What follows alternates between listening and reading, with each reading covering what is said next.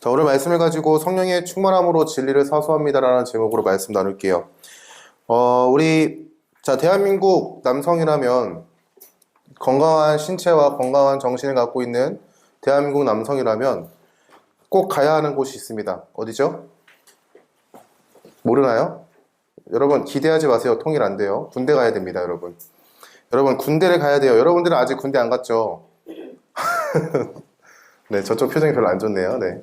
여러분, 대한민국 남성이라면요, 건강한 신체와 건강한 정신을 가진 대한민국 남성은 꼭 군대를 가야 됩니다.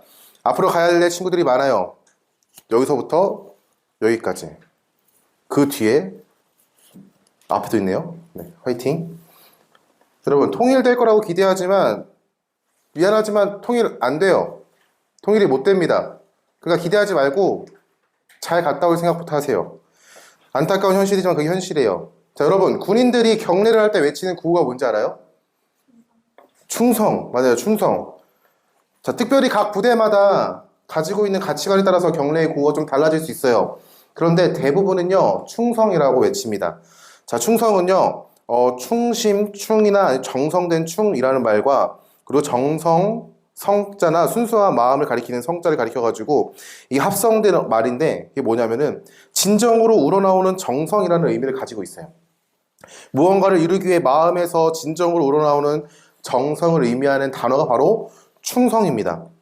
자, 충성이라는 단어는요, 국가나 왕이나 조직이나 조직의 지휘자를 향한 그 마음을 가리켜요. 군인에게 필요한 덕목 7가지가 있는데, 나중에 여러분 군대 가면 배울 거예요. 군인에게 필요한 7가지 덕목, 그 중에서 공동체 안에서 꼭 필요한 덕목으로 가리키는 게 뭐냐? 바로 충성입니다. 군인의 충성심은 맡겨진 임무를 완수할 수 있는 능력이 돼요. 우리나라 역사에서 나라에 충성한 위인들이 참 많아요. 근데 전사님은 그 중에서 이순신 장군님이 생각납니다. 맨날 나오는 여와의 인물이기도 하지만 그분의 충성심은 목숨을 아끼지 아니한 충성심이었어요. 영상 한번 함께 볼게요. 영상. 전사님 영상 하나 준비했는데 한번 봅시다. 우리는 죽음을 피할 수 없다. 정령 싸움을 피하는 것이 우리가 사는 길이냐? 육지라고 무사할 듯 싶으냐? 똑똑히 봐. 나는 바다에서 죽고자 이곳을 불태운다. 더 이상 살 것도 물러설 것도 없다. 목숨에 기대지 마라. 살고자 하면 필히 죽을 것이고 또한 죽고자 하면 살 것이니 경법에 이르기를 한 사람이 길목을 잘 지키면 천명의 적도 떨게 할 수 있다 하였다. 바로 지금 우리가 처한 형국을 두고 하는 말 아니더냐.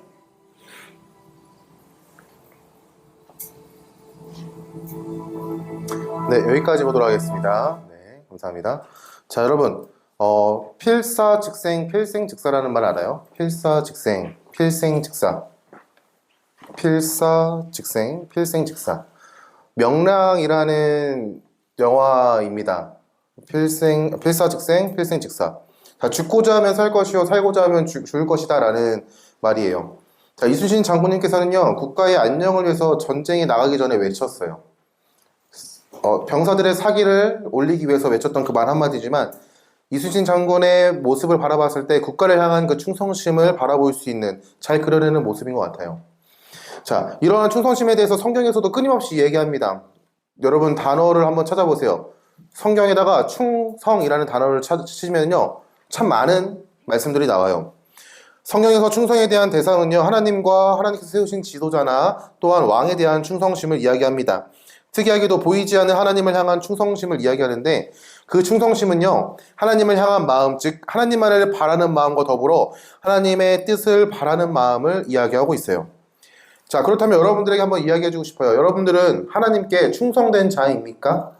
여러분들은 하나님께 충성된 자예요?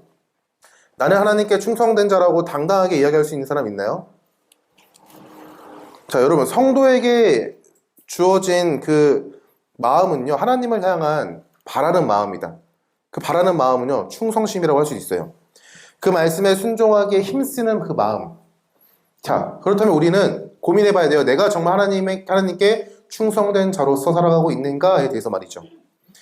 자, 오늘 말씀에는요, 베드로가 하나님의 말씀, 진리를 붙들고 선포하는 장면들이 나와요. 사도행전 3장에서 베드로가 나면서 못 걷게 된 사람을 예수 그리스도의 이름을 전하는 것으로 인해서 그를 걷게 하였습니다. 이 사건을 보고요, 예루살렘에 기도하러 온 수많은 사람들이 놀랐어요. 그리고 베드로에게 묻는 거예요. 이 일이 어찌 된 것이냐라고 말이죠. 그때 베드로가 복음을 전해요. 하나님의 말씀에 보내시겠다고 하신 구원자 메시아가 바로 예수 그리스도이며 예수 그리스도가 모든 의를 이루었고 우리에게 구원의 은혜를 주셨다라고 얘기합니다. 이 말을 듣고 많은 사람들이 회개하고 구원을 받았어요. 오늘 말씀은요, 이 사건 이후에 유대인 기득권자들, 자, 제사장들과 성전 맡은 자와 사두개인들이 예수의 이름을 전하는 그 사도 베드로와 요한의 모습을 보고요, 싫어하였다라고 얘기합니다. 그리고 그들을 잡아들이는 것을 시작해요. 자, 이 모습을 보면요, 사도행전 2장과는요, 너무나도 다른 모습들을 우리가 보게 됩니다. 대조적인 모습인 것이죠. 사도행전 2장에서도요, 그 오순절 날을 지키기 위해서 수많은 사람들이 예루살렘으로 모였습니다. 그때 예루살렘에서 120여 명의 사람들이 성령의 충만함을 받아 방언을 하는 사건이 일어났어요. 방언을 하는 그 모습을 봤는데 그 외국어를 알아들을 수 있었던 사람들은 하나님을 찬양하는 것을 보고 놀랐지만 그들이 말하는 것을 알아듣지 못하는 사람들은 그들이 낮부터 술 취하였다라고 비난했습니다. 그런 가운데 베드로가 비난하는 사람들을 향하여 우리가 이 사건이 어떠한 이유인지에 대해서 그들에게 이야기해주고 설명해주고 복음을 전해요. 베드로가 전한 복음을 들었을 때 사람들의 마음에 찔림이 있었고요. 그 찔림이 받은 사람들은요, 회개하고 구원을 받았습니다. 그런데 오늘 말씀에는요, 복음 전하는 것을 싫어하는 사람들이 나와요. 유대인의 기득권자들이죠. 이들은요, 복음 전함을 싫어한 그 이유에 대해서 자신의 입지와 권력과 인기가 떨어지는 것에 대해서 걱정한 사람들이었어요. 복음을 전하는 베드로와 요한을 붙잡아 놓고 다음 날이 되어서 그들을 신문합니다. 사도행전 4장 7절 말씀입니다. 사도들을 가운데 세우고 묻되 너희가 무슨 권세와 누구의 이름으로 이 일을 행하였느냐라고 이렇게 물어요. 이때 베드로가 답합니다. 사도행전 4장 8절에서 12절 말씀입니다. 함께 읽겠습니다. 이에 베드로가 성령이 충만하여 이르되 백성의 관리들과 장로들아, 만일 병자에게 행한 착한 일에 대하여 이 사람이 어떻게 구원을 받았느냐고 오늘 우리에게 질문한다면 너희와 모든 이스라엘 백성들은 알라. 너희가 십자가에 못 박고 하나님이 죽은 자 가운데서 살리신 나사렛 예수 그리스도의 이름으로 이 사람이 건강하게 되어 너희 앞에 섰느니라. 이 예수는 너희 건축자들의 버린 돌로서 진 모퉁이의 머릿돌이 되었느니라. 다른 이로서는 구원을 받을 수 없나니 천하 사람 중에 구원을 받을 만한 다른 이름을 우리에게 주신 일이 없음이라 하였더라. 자, 베드로는요, 성령의 충만함을 입고 백성들의 관리들과 장로들 앞에서 담대하게 선포해요. 예수 그리스도의 이름으로 내가 그 사람을 고쳤다. 예수는 구원자가 되며 모퉁이의 머릿돌이 되어서 하나님의 나라의 초석이 되었다. 나뉘었던 것들을 하나 되게 하셨다. 다른 이로서는 구원을 받을 수 없나니 천하 사람 중에 구원을 받을 만한 다른 이름을 우리에게 주신 적이 없다. 이 말은요, 즉 예수 그리스도만이 오직 구원이 됩니다 라고 그들에게 선포하는 거예요. 그들이 오직 우리를 위해서 찾아오신 구원자가 되시며 구약의 약속부터 시작하여 우리에게 끊임없이 말씀하신 하나님의 말씀 가운데 끊임없이 말씀하신 메시아가 됩니다 라고 담대하게 선포하는 거예요. 자, 오늘 말씀을 보면요, 베드로가 이렇게 멋지게 선포하고 두렵지 않게 담대함으로 용기 있게 말하는 것을 보면요, 정말 그거 참 대단해 보입니다. 그런데 사실 베드로는요, 안타깝게도 굉장히 연약한 사람이었어요. 물론 모든 제자들이 다 예수님을 부인하고 떠났습니다. 골고다 언덕 가운데에서 예수님이 십자가에 못 박혀 죽는 그 상황에서도요, 많은 제자들이 예수님을 떠났어요. 그 전부터 겟세마네 기도 동산에서 기도를 마치고 내려왔을 때 예수님을 잡으러 온 사람들을 바라봐서 모든 사람들이 다 떠났어요. 다 도망쳤습니다. 다 도망쳤는데 베드로는요, 유일하게 도망친 가운데 예수님을 그래도 따라갔다라고 얘기해요. 물론 자신의 신분을 숨기고요. 복음서의 말씀에는요, 베드로가 예수님을 부인한 사건에 대해서 기록합니다. 마태복음 26장과 마가복음 14장, 누가복음 22장과 요한복음 18장 4개의 복음서에서요 동일하게 베드로가 예수님을 부인했습니다 라고 고백해요. 나중에 한번 찾아보세요, 여러분. 자, 베드로는요 예수님께서 이제 죽게 되었다는 말을 듣고 이렇게 얘기했어요. 다른 사람은 몰라도 나는 예수님을 절대 배신하지 않을 겁니다. 예수님과 함께 죽겠습니다라고 얘기했어요. 당당하게 얘기했죠. 그러나 정작 예수님께서 붙잡히신 그날 모든 제자는 도망쳤어요. 베드로는 그래도 예수님께서 붙잡혀 가신 그 대제사장의 가야바의 집에 따라갔습니다. 그때 자신의 정체성을 들킬 그때에, 자신의 정체를 알았던 수많은 사람들이 고발하는 그때에 목숨을 두려워해서, 내 목숨을 지금 현재 잃을까 두려워해서 예수님을 부인해요. 3번이나 부인합니다. 나는 저 사람 몰라요. 나는 예수라는 사람을 모릅니다. 저주를 하면서 나는 저 예수라는 사람을 모릅니다. 너희들이 알고 있는 것은 다 헛된 정보입니다. 라고 3번이나 부인합니다. 자기가 살기 위해서 예수님을 부인했던 그 베드로가 오늘 말씀에서는요, 자신의 생명을 아끼지 아니하고 예수님에 대해서 증거해요. 예수가 구원자다, 우리가 기다리던 메시아 그리스도다 라고요. 수많은 사람들 앞에서, 더 나아가 자신들의 목숨을 좌지우지할 수 있는 기득권 세력 앞에서 예수가 누구인지, 그분이 무엇을 행하셨는지, 그분이 우리에게 주신 선물이 무엇인지에 대해서 선포해요. 베드로의 이런 담대한 모습을 보고요, 사도들을 신문하던 그 사람들이 당황합니다. 왜요? 베드로가 어떤 사람인지 알았거든요. 얘는 어부고요, 예수님을 따랐던 사람이고요, 예수님께서 십자가에 못 박혀 죽는 그때에도 없던 사람이고요, 예수님을 3번이나 부인했던 사람이고요. 이 사람에 대해서 너무나 잘 아는데 오늘은요 반응이 다른 거예요. 너 예수 이름 전하면 너 죽여버릴 거야 라고 했는데 어쩌라고, 예수가 그리스도가 맞아 라고 선포하는 그 모습 때문에 당황합니다. 회의를 했지만 그들은요 병 나은 사람이라는 명확한 증거가 있어서 어떠한 말도 더 할 수가 없었어요. 그렇기 때문에 그저 소문이 민간에 퍼지는 것을 두려워하면서 이렇게 얘기합니다. 사도행전 4장 18절 말씀에 이렇게 얘기해요. 그들을 불러 경고하여 도무지 예수의 이름으로 말하지도 말고 가르치지도 말라 하니 라고 얘기합니다. 그런데 이 말을 듣고요, 베드로와 요한이 이렇게 답합니다. 사도행전 4장 19절에서 20절 말씀이에요. 베드로와 요한이 대답하여 이르되 하나님 앞에서 너희의 말을 듣는 것이 하나님의 말씀을 듣는 것보다 옳은가 판단하라. 우리는 보고 들은 것을 말하지 아니할 수 없다라고 담대하게 또 이야기합니다. 베드로는요 하나님의 말씀을 선택했어요. 하나님의 뜻을 선택했고요, 하나님의 편에 서는 것을 선택했습니다. 자신의 목숨보다 복음, 진리를 위해서 살아가는 것을 그는 선택했어요. 베드로가 예수님이 붙잡히시던 밤과는요 전혀 다른 모습으로 이제 하나님을 찬양하고 하나님의 말씀에 서고 하나님의 편에 서서 예수 그리스도가 누구인지를 선포합니다. 이 모습은요 다른 결과를 만들어내요. 사도행전 4장 21절에 베드로와 요한이 풀려나는 그 모습을 보고요, 수많은 사람들이 하나님을 찬양했다라고 고백합니다. 베드로와 요한은요 자신의 목숨을 구걸하지 않고 하나님의 나라와 하나님의 뜻을 따라갔어요. 이들의 모습은요 성도의 충성된 모습을 보여줍니다. 진리를 세상과 타협하지 않고 진리를 사수하며 진리를 따라 살아가는 그 모습을요 우리에게 보여주고 있어요. 우리들에게 이렇게 살아야 한다라고 보여주고 있어요. 성령의 충만함을 입어 이렇게 살아야 합니다라고 보여줍니다. 여러분, 군인의 충성심은요 만들어지는 거예요.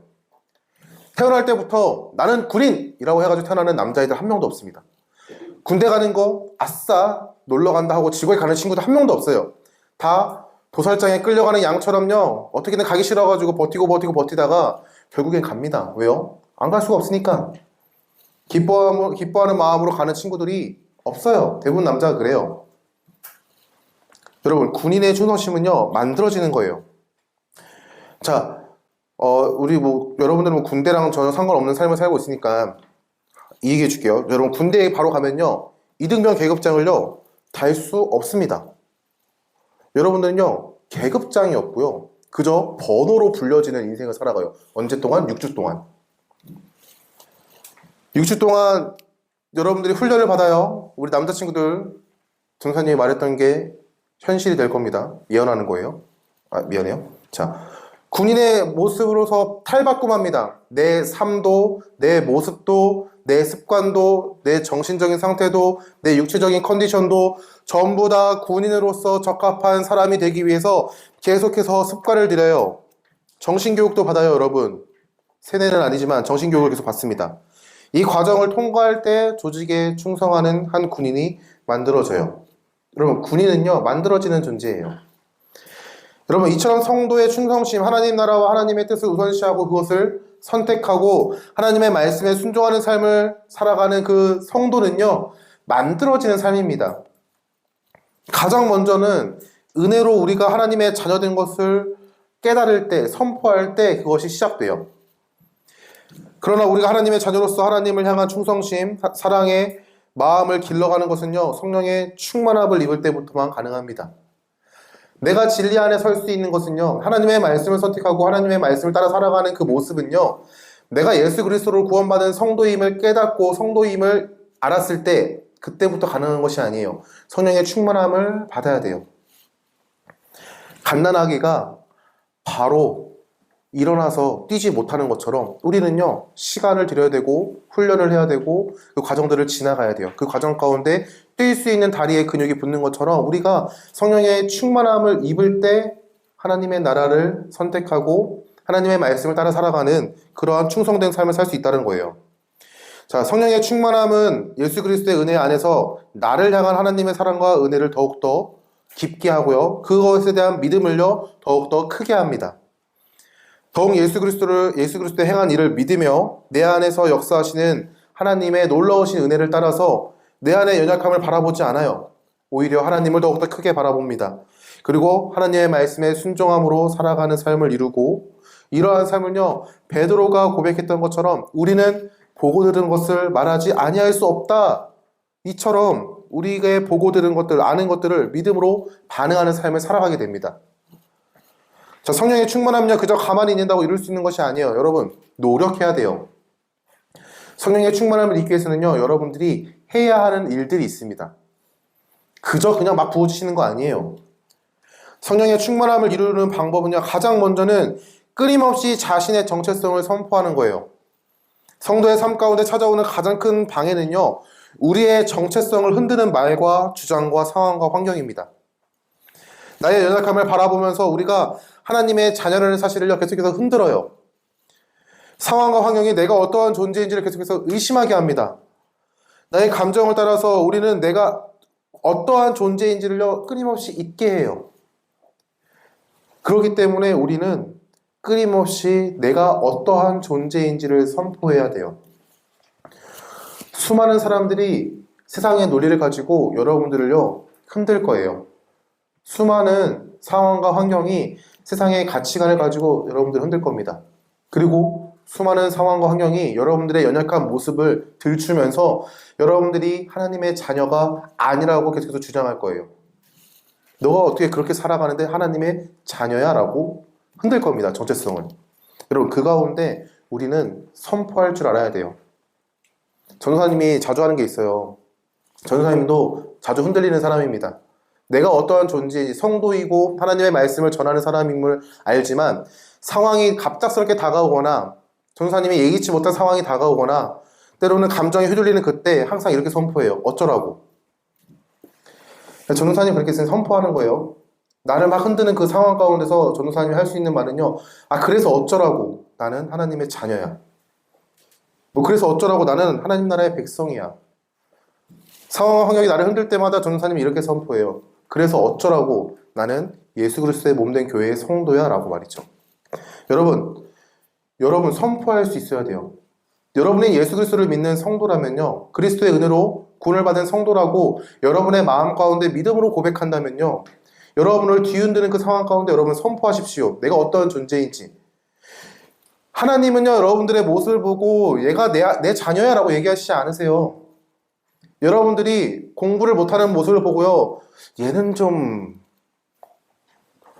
여러분들이 계속해서 죄 가운데 넘어지는 그 모습을 보고요, 얘는 좀, 이렇게 말씀하시지 않으세요.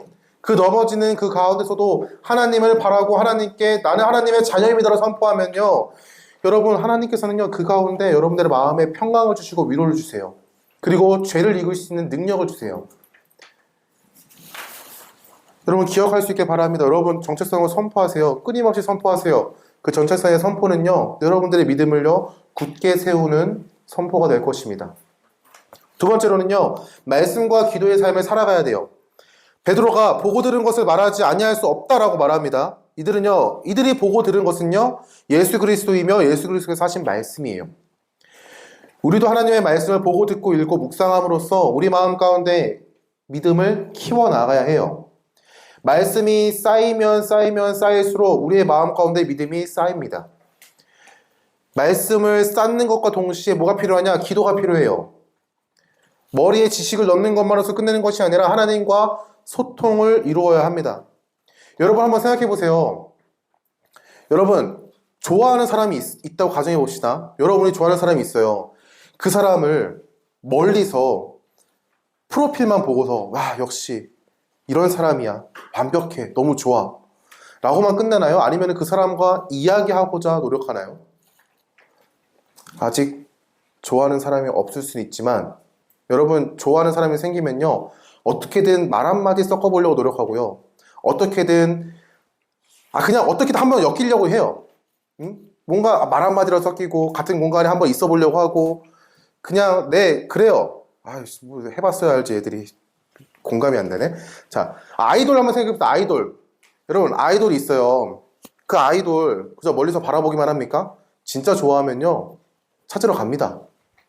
어디서 공연한대 그러면요 찾으러 가요.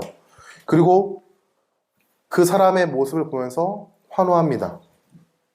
여러분 사람을 알아가는 것처럼요 하나님을 알아가는 방법은요 말씀을 통해서 내가 지식적인 알아가는 것을 채우는 것과 동시에 하나님과의 관계적인 알아감을 채워야 돼요. 그 관계적인 알아감을 채우는 것이 뭐냐? 기도입니다.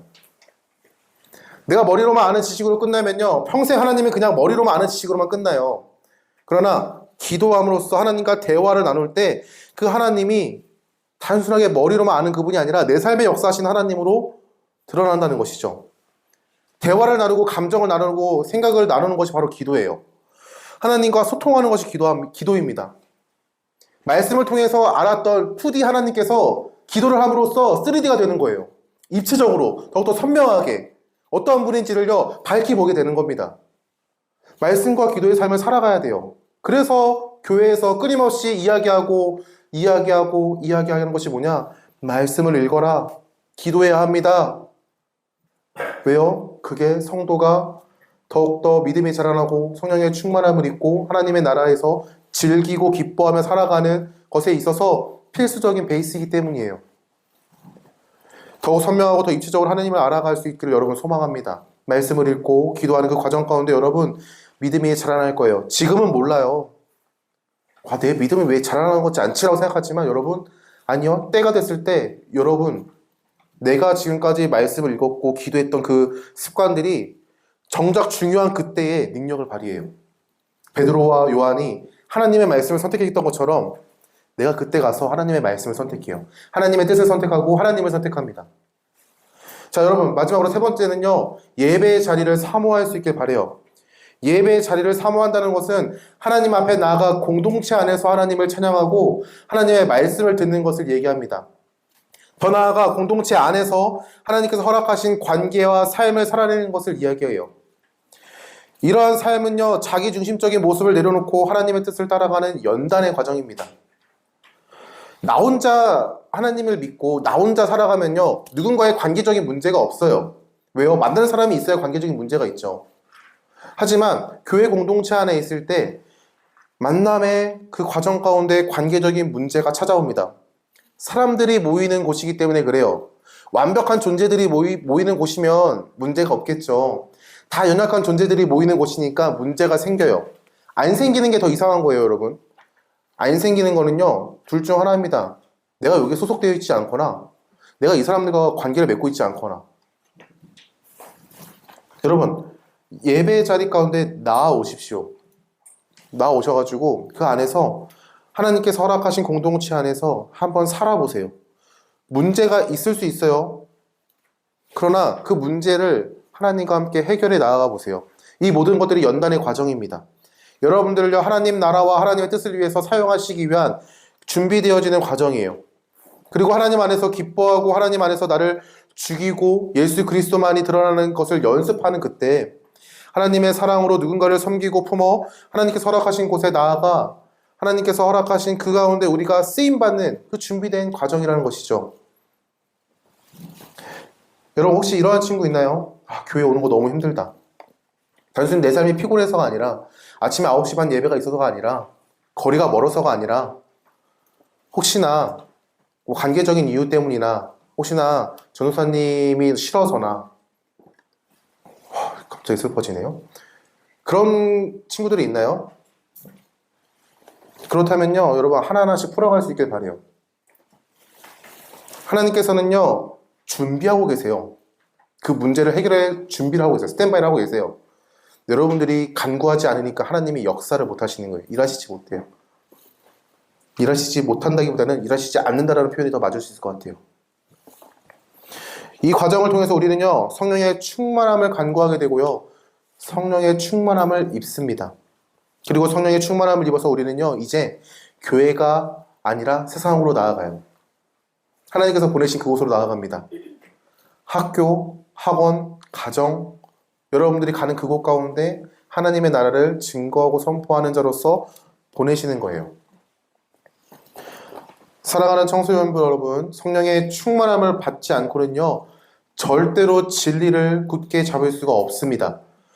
지금은 평화로운 삶을 살아가기 때문에 지금은 나에게 불이익이 닥쳐오지 않기 때문에 나는 진리를 붙잡을 수 있는데요. 나는 복음을 위해서 살아갈 수 있는데요. 라고 이야기할 수 있어요. 그러나 막상 상황이 닥치게 되면요. 우리는요. 타협할 수도 있습니다. 타협할 수밖에 없을 거예요. 그러나 베드로와 요한이 변했던 것처럼 우리가 성령의 충만함을 입을 때 우리는요. 진리를 따라 살아가게 되는 거예요. 세상과 타협하지 않고 하나님의 뜻을 붙들고 살아가는 성도가 됩니다. 여러분에게 성령의 충만함이 주어지기를 간절히 소망합니다. 여러분의 성령의 충만함을 간구할 수 있는 자가 될 수 있기를 소망합니다. 그렇다면 여러분 끊임없이 믿음으로 선포하십시오. 내가 어떠한 존재인지. 그리고 말씀과 기도를 삶 가운데서 녹여내십시오. 그리고 하나님께서 허락하신 공동체 안에 들어와서 이 안에서 죽이 되든 밥이 되든 하나님께서 허락하신 그 은혜 안에서 감사함으로 한번 살아보세요. 그때 내가 한 단계 한 단계씩 성장하는 거예요. 내 믿음이 한 단계 한 단계 성장하고 내 믿음이 한 단계 한 단계 굳건해지는 줄 믿습니다. 여러분이 그 은혜를 누리시기 바라요. 하나님께서는요 그 은혜를 주실 줄 믿습니다. 준비하고 계세요.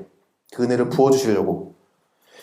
여러분이 그 은혜 안에서 살아가고 감사할 수 있는 청소년부 될 수 있기를 예수님의 이름으로 축원합니다.